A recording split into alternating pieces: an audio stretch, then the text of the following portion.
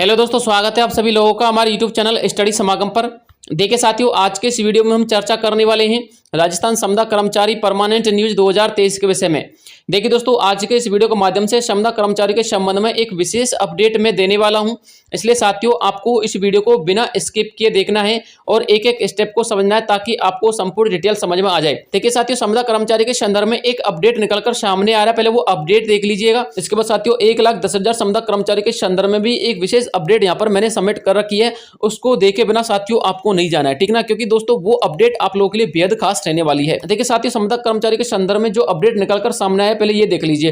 यहाँ पर लिखा हुआ 20 साल के बाद कॉन्ट्रेक्चुअल स्टाफ नियमित करने की तैयारी, 2 माह का मिला समय। देखिए साथियों, 2 माह का समय किसको मिला है? हमारे एनएलयू को मिला है, यानी कि नेशनल लॉ यूनिवर्सिटी जोधपुर को मिला है।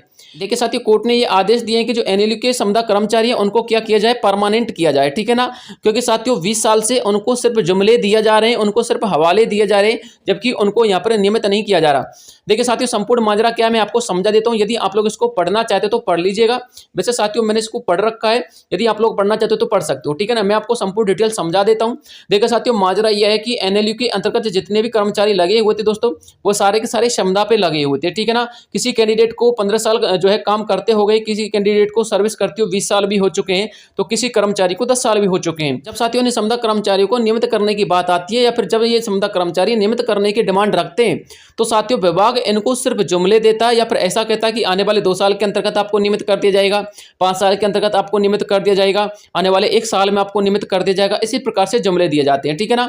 अब साथियों आप लोगों को भी पता है कि लगभग 1,10,000 संविदा कर्मचारी हमारे राजस्थान में जो है परमानेंट हो रहे हैं, तो साथियों उन्हीं के साथ इनको भी नियमित करने का फैसला लिया गया था। यानी कि जो अपना contractual hiring civil post rule 2022 चल रहा है साथियों, उसके तहत ही इन लोगों को भी यहाँ पर नियमित किया जा रहा था। लेकिन साथियों इन लोगों को भी पता है कि आचार संहिता के चलते जब 1,10,000 संविदा कर्मचारी जिनका 9 वर्ष और 15 वर्ष का अनुभव था, उनको भी यहाँ पर नियमित नहीं किया गया, तो दोस्तों इनका नंबर कहां तक आने वाला है। तो साथियों इन लोगों ने सोचा कि क्यों ना हम अपने तरीके से इस बात को हैंडल करते हैं। तो साथियों ये जो संविदा कर्मचारी थे, यानी कि हम ऐसा कह सकते हैं जितने भी शिक्षक थे साथियों, लगभग 182 के आसपास शिक्षक थे, तो साथियों ये पहुंच गए थे कोर्ट। जब साथियों कोर्ट पहुंच गए थे दोस्तों, इन्होंने कोर्ट में संपूर्ण माजरा समझाया था। कोर्ट ने साथियों जब संपूर्ण डिटेल समझ ली थी कि इनको बार बार जुमले दिए जा रहे हैं, हवाले दिए जा रहे हैं, लेकिन इनको नियमित नहीं किया जा रहा, तो साथियों कोर्ट ने इन संविदा कर्मचारियों को 2 माह के भीतर भीतर नियमित करने के आदेश दे दिए। साथ में दोस्तों उन्होंने ये भी आदेश दिया कि 2 माह के भीतर भीतर इनको नियमित किया जाए, और आने वाले 2 माह के भीतर भीतर हमको ये स्टेटस दिया जाए कि इन संविदा कर्मचारियों का क्या स्टेटस रहा है, या फिर ये स्टेटस पेश किया जाए कि इनको नियमित किया गया है फिर नहीं किया गया है, ठीक है ना।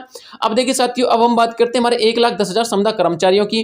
तो साथियों 1,10,000 संविदा कर्मचारियों की बात ऐसी है, मैं आपको पहले भी बोलता था कि लगभग आपके 1,10,000 संविदा कर्मचारी तो नियमित नहीं होंगे, लेकिन 50 से लेकर के 60,000 संविदा कर्मचारी नियमित हो जाएंगे, ठीक है ना। आपको चिंतित होने की जरूरत नहीं है। बस साथियों आप लोग तो इस बात का ध्यान रखिएगा कि जो ये आचार संहिता का दौर चल रहा है, कौन सा दौर चल रहा है? आचार संहिता का जो दौर चल रहा है साथियों, आप लोगों को इन लोगों से बच के रहना है, क्योंकि साथियों मैं आपको पहले भी इंफॉर्मेशन दे चुका हूं, और साथियों बहुत सारे अभ्यर्थियों ने मान ली भी है मेरी इंफॉर्मेशन, लेकिन साथियों जिन अभ्यर्थियों ने हमारी इंफॉर्मेशन को इग्नोर किया था या फिर हमारी बातों की अनदेखी की थी, तो दोस्तों उनको यहाँ पर खामियाना भुगतना पड़ा है। देखिए साथियों मैं यहाँ पर आपको फर्स्ट इंडिया न्यूज की एक इंफॉर्मेशन दिखाता हूँ। यहाँ पर साथियों लिखा हुआ कि राजनीतिक गतिविधियों में शामिल होने पर कार्मिकों को क्या कर दिया गया है? निलंबित कर दिया गया है। नर्सिंग ऑफिसर में मनोज चौधरी धुंधरी में कार्यरत अध्यापक जगदीश मीणा, साबर पंचायत समिति के कनिष्ठ सहायक विकास जादव, सरवर नगर पालिका के कनिष्ठ सहायक भागचंद खटीक को किया निलंबित। जिला निर्वाचन अधिकारी डॉक्टर भारती दीक्षित ने जारी कर दिए हैं आदेश, ठीक है ना। देखिए साथियों मैंने आपको पहले भी बोला था और मैंने यहाँ पर लिख भी दिया, आप लोग इसको अच्छी तरीके से रीड कर सकते हैं। आपको कुछ दिन पहले भी मैंने बताया था कि किसी पार्टी का सोशल मीडिया पर प्रचार प्रसार ना करो अगर आप राजस्थान सरकार के सरकारी या फिर संविदा कर्मचारी हैं तो, क्योंकि साथियों ये जो हमारे कर्मचारी थे, ये संविदा कर्मचारी थे दोस्तों, इन्होंने क्या किया था, अपनी जो राजनीतिक गतिविधियां थी साथियों उन्होंने वो दिखा दी थी, यानी कि वो राजनीतिक गतिविधियों में शामिल हो चुके थे, जिसकी वजह से साथियों हमारे ये जो संविदा कर्मचारी थे इनको निलंबित कर दिया जा चुका है, ठीक है ना। इसलिए साथियों मैंने आपको बोला था कि आप लोगों के लिए महत्वपूर्ण सूचना यह है कि आप लोग दोस्तों इन राजनीतिक गतिविधियों से बच के रहिएगा। 2 माह का समय दोस्तों आप लोग विश्वास कीजिएगा, 5 वर्ष वाले कर्मचारी की जो फाइल है ना वो अभी डीओपी में पड़ी हुई है हालांकि, लेकिन साथियों आप लोग की फाइल भी वहां से निकल जाएगी, और जो 9 वर्ष वाले 15 वर्ष वाले जो संविदा कर्मचारी हैं उनको भी यहाँ पर नियमित कर दिया जाएगा।